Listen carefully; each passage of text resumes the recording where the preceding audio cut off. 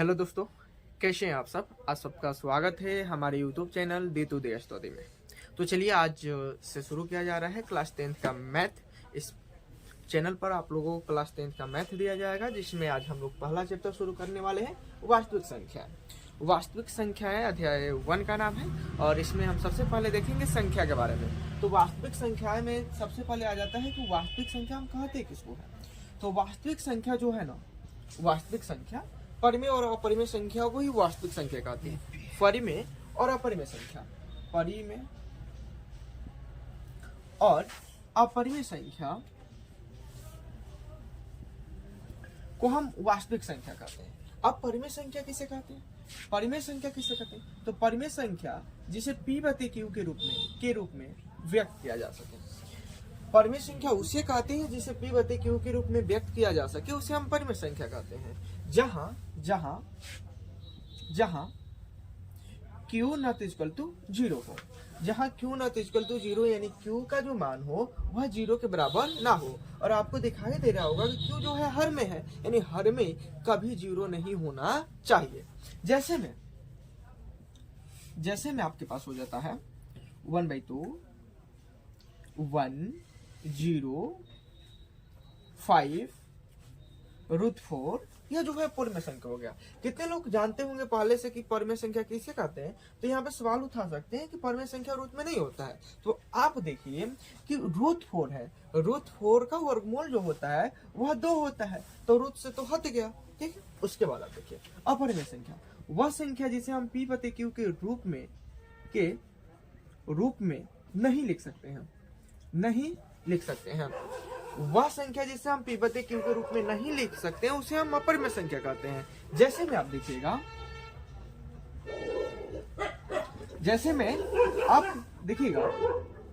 √2 √3 5 7 पाई इत्यादि ऐसी संख्या जिसे हम P/Q के रूप में नहीं लिख सकते उसे अपरिमेय संख्या कहते हैं। √2 √3 5 और 7 पाई। 5 भी एक अपरिमेय संख्या है। यह वह संख्या जो अपने अंकों को दोहरा नहीं रही है, वह संख्या जो अपने अंकों को दोहरा नहीं रही है। जैसे आप देखिए 0 के बाद 7 है और 7 के बाद 00 है, पुनः 7 000 पुनः 7 है और इसके बाद 0 के जगह पे 4 0 आ जाएगा। तो यह 0 अपनी संख्या को नहीं दोहरा रही है, तो इसे हम अपरिमेय संख्या कहते हैं। इसके बाद अपरिमेय संख्या के बाद आप देखिएगा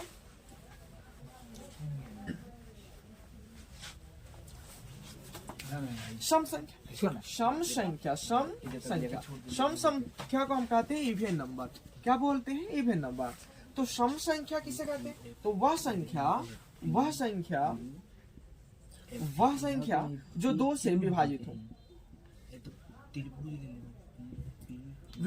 हो, वह संख्या जो 2 से विभाजित हो उसे हम क्या कहते हैं? सम संख्या यानी इवन नंबर कहते हैं। सम संख्या जो होता है वह 2 से शुरू होता है। सम संख्या जो है 2 से शुरू होता है। वह संख्या जो 2 से विभाजित हो उसे हम सम संख्या कहते हैं। जैसे 2 4 6 8 10 12, यानी जो 2 के पहाड़े में आए, सिंपल सी बात है कि जो 2 के पहाड़े में है उसे हम सम संख्या कहते हैं। ठीक है, उसके बाद आता है विषम संख्या। विषम संख्या को हम बोलते हैं ऑड नंबर। क्या बोलते हैं? Odd number. देखिए विषम संख्या होता है कि वह संख्या जो 2 से विभाजित ना हो, 2 से विभाजित ना हो, वह संख्या जो 2 से विभाजित ना हो उसे हम विषम संख्या कहते हैं। जैसे में आप देखिएगा 1 3 5 7 9 11 दौड़, यह जो है विषम संख्या है। विषम संख्या 1 से शुरू होती है, सबसे छोटी विषम संख्या 1 होती है। क्या होती है? 1 होती है। इसके बाद आप देखिएगा विषम संख्या और सम हो गया। यदि आप स्क्रीनशॉट इसका लेना चाहते हैं तो स्क्रीनशॉट ले सकते हैं। अब आता है प्राकृत संख्या। प्राकृत संख्या को बोलते हैं हम नेचुरल नंबर। देखिए प्राकृत संख्या कहता है ना कि जो आप गिनते हैं ना वही प्राकृत संख्या, यानी गिनती की संख्या को हम क्या बोल देते हैं? प्राकृत संख्या। गिनती की संख्या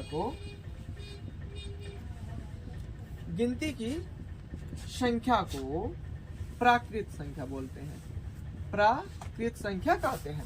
जैसे में गिनती कहाँ से हम शुरू करते हैं, तो हम लोग को गिनती कैसे सिखाया जाता है, 1 2 3, जीरो से हम नहीं ना शुरू करते हैं, 0 1 2 3 ऐसे हम नहीं गिनते हैं। नहीं गिनते हैं तो कहाँ से गिनते हैं, 1 2 3 4 2 यानी यह अनंत तक होता है, अनंत तक होता है। यानी गिनती की संख्या प्राकृतिक संख्या का अंत नहीं है। और गिनती की संख्या को प्राकृतिक संख्या कहते हैं, कितना शुरू होता है, 1 से। और इसे जो है n से सूचित किया जाता है। क्या किया जाता है, सूचित। n से क्या किया जाता है, सूचित किया जाता है। प्राकृतिक संख्या को n से सूचित किया जाता है। उसके बाद आता है पूर्ण संख्या। पूर्ण संख्या, पूर्ण संख्या का बोलते हैं होल नंबर। क्या बोलते हैं, होल नंबर। अब देखिए पूर्ण संख्या होता है ना, बहुत आसान है। यह है प्राकृतिक संख्या, तो प्राकृतिक संख्या में केवल 0 मिला दीजिए। क्या मिला दीजिए, केवल 0। यानी प्राकृत संख्या में 0 मिला देने पर बनी संख्या पूर्ण संख्या कहलाती है। जैसे में आप देखिए पूर्ण संख्या 0 1 2 तो यहाँ से शुरू होता है कि पूर्ण संख्या किससे शुरू होता है, तो 0 से। पूर्ण संख्या किससे शुरू होता है, 0 से शुरू होता है। अब यहाँ पे और एक सवाल बन जाते हैं, क्या आप बताइए, क्या सभी प्राकृतिक संख्या पूर्ण संख्या होती है, तो हाँ होती है, क्योंकि प्राकृतिक संख्या 1 से शुरू हो रहा है। अब पूर्ण संख्या 0 से शुरू हो रहा है, तो इसमें 1 2 3 4 सभी आ रहे हैं, तो सभी जो प्राकृतिक संख्या होते हैं वह पूर्ण संख्या होते हैं। बने रहिए वीडियो देखिएगा दोस्तों। अब हम लोग देखने वाले हैं अभाज्य संख्या। अभाज्य संख्या किसे कहते हैं, बहुत आसान है। देखिए अभाज्य संख्या का मतलब होता है वह संख्या जो स्वयं से विभाजित हो, स्वयं से विभाजित हो। क्या हो, विभाजित हो, विभाजित हो। वह संख्या जो स्वयं से विभाजित हो।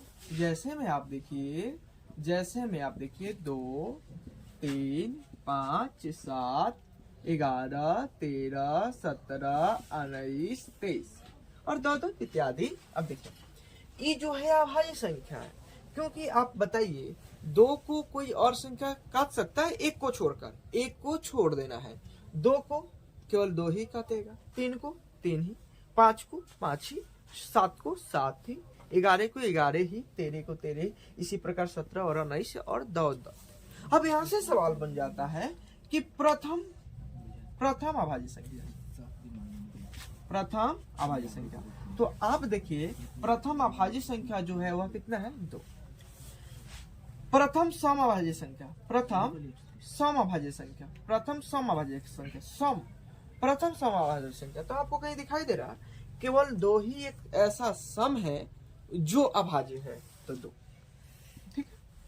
अगर आपसे ऐसा ही सवाल कर दिया जाए कि प्रथम विषम संख्या बताइए, तो वह कौन होगा, 3 होगा। कौन होगा, 3 होगा।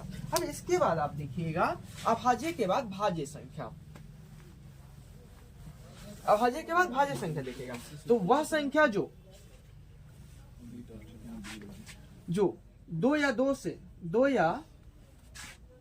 से अधिक संख्या से विभाजित हो।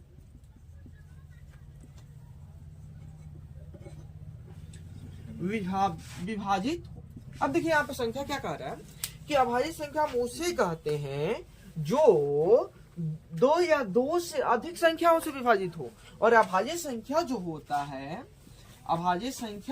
है वह 4 से स्टार्ट होता है। 4 6 8 9 10 12 2।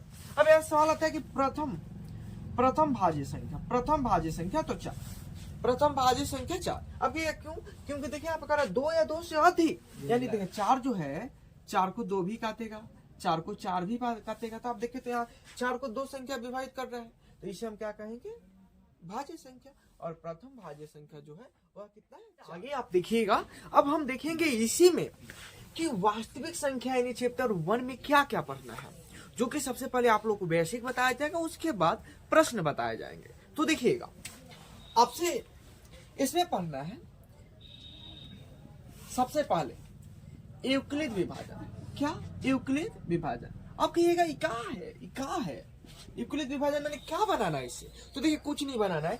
यूक्लिड विभाजन से हमको निकालना है HCF। HCF यानी इनको हम बोलते हैं मसा, यानी ऐसे गांव देहात में आप देखे होंगे महत्तम सीख ले बड़ा बबुआ, ऐसे महत्तम, यानी हमको बनाना है HCF यानी मसा निकालना है। इसका यथी होता है high common factor. High common factor यानी सबसे अधिक कॉमन माने उभयनिष्ठ और गुणनखंड हमको ज्ञात करना है HCF। उसके बाद हमको पढ़ना है अभाज्य गुणनखंड। अभाज्य गुणनखंड, और अभाज्य गुणनखंड विधि से हमें दो बातें निकालनी है। क्या क्या, तो हमको निकालना है HCF और LCM। LCM को हम बोलते हैं लसा। क्या बोलते हैं? लसा, lowest common multiply. Lowest common multiply इसका फुल फॉर्म होता है, ऐसे आप गांव में नाम सुने होंगे बबुआ, लघुत्तम, यानी लघुत्तम आप नाम सुने होंगे, ठीक है। उसके बाद हमको पढ़ना है, सिद्ध करना है परिमेय अपरिमेय संख्या। सिद्ध करना है कि जैसे आपको दिया होगा कि √3 सिद्ध कीजिए कि अपरिमेय संख्या, या उसके बाद हमको करना है शांत और अशांत दशमलव प्रसार। शांत और अशांत दशमलव प्रसार, जो कि आप 9th क्लास में भी पढ़कर आए हैं। अध्याय 1 में इतने पढ़ने हैं। तो सबसे पहले हम लोग देखेंगे यूक्लिड विभाजन द्वारा HCF कैसे निकालते हैं, उसके बाद अभाज्य गुणनखंड, उसके बाद अपरिमेय संख्या कैसे सिद्ध किया जाता है, और शांत और अशांत के रूल क्या होते हैं, ठीक है। तो चलिए देखिएगा, देखिए हम लोग देखेंगे यूक्लिड विभाजन। यूक्लिड विभाजन के लिए सबसे पहले होता है फॉर्मूला।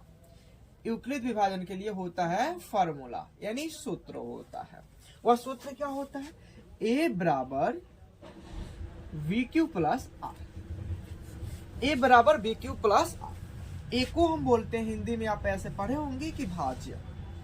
A को बोलते हैं भाज्य, V को बोलते हैं हम भाजक, Q को बोलते हैं हम भागफल, और R को बोलते हैं शेषफल। शेषफल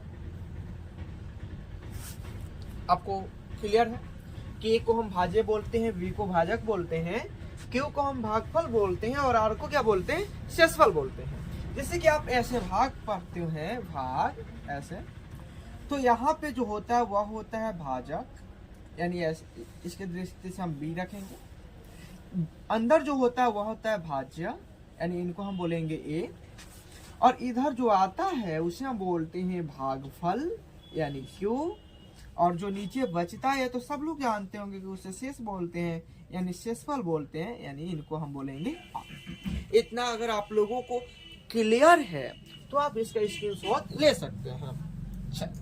तो चलिए देखिएगा अब यूक्लिड विभाजन का प्रयोग कर हम कैसे क्वेश्चन जो दिया गया है 15 और 25 का मासा निकालते हैं। तो देखिए इसमें सबसे जो 12 है उसको हम मान लेते हैं A। जो 12 है उसे हम क्या मान लेते हैं? A मान लेते हैं, और जो छोटा है उसे हम क्या मान लेते हैं? B मान लेते हैं। जब A और B मान लिए तो Q और R निकलते चला जाएगा, ठीक है। तो आप देखिएगा कि हम सबसे पहले लिखते हैं फॉर्मूला। फॉर्मूला जो होता है A बराबर VQ प्लस R होता है। तो A जो है A की जगह पे हम रखेंगे 25 बराबर V की जगह पे हम रखेंगे 15, और Q की जगह पे हम Q का मान निकालेंगे, तो इधर किया जाएगा रफ। क्या किया जाएगा? रफ किया जाएगा। और A को अभी बताया गया कि जब ऐसे हम बनाए थे तो A को अंदर रखा जाएगा और V को कहाँ रखा जाएगा? 15, यानी V को बाहर रखा जाएगा। अब 15 का पहरा एक बार पढ़िएगा तो कितना होगा? 15 होगा। 25 में से 15 गया 10। तो अभी आप लोग को बताया गया कि इसे हम Q बोलते हैं, यानी भागफल बोलते हैं, और इसे शेषफल बोलते हैं। तो भागफल यानी Q का मान जो है वह है 1, और प्लस शेष जो आया है वह आया है 10। जब तक शेष 0 ना आए तब तक हम हल करते हैं। अब यहाँ पे देखिए, अब ऐसे हम घेर देते हैं। अब इस 15 को अंदर लेंगे, ठीक है। तो अब A का मान जो हो गया 15 हो गया, और B का मान जो हो गया 10 हो गया। तो हम लिखते हैं फिर ए के जगह पे 15, वी के जगह पे 10, और 10 का पारा कितना पढ़िएगा 15 आएगा, तो 15 तो है नहीं 10 के पारा में, तो एक बार पढ़ेंगे तो 10 ही होगा, घटेगा 5, यानी क्यू का मान जो आ गया वह आ गया 1 प्लस शेष में जो आ गया वह 5 आ गया। हम तब तक हल करेंगे जब तक शेष जो है 0 ना आ जाए।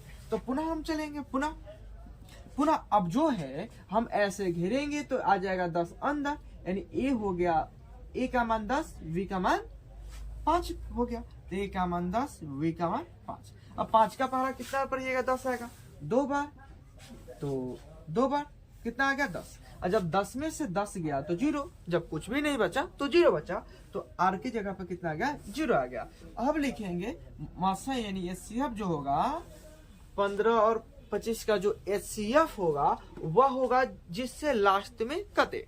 तो अब देखिएगा इसमें सबसे लास्ट में जो कटा है वह 5 जिससे कटा है, यानी लास्ट वाले बी के मान, लास्ट वाला बी का मान कितना है 5 है, तो आपका एचसीएफ जो होगा वह 5 होगा। तो आप ऐसे ही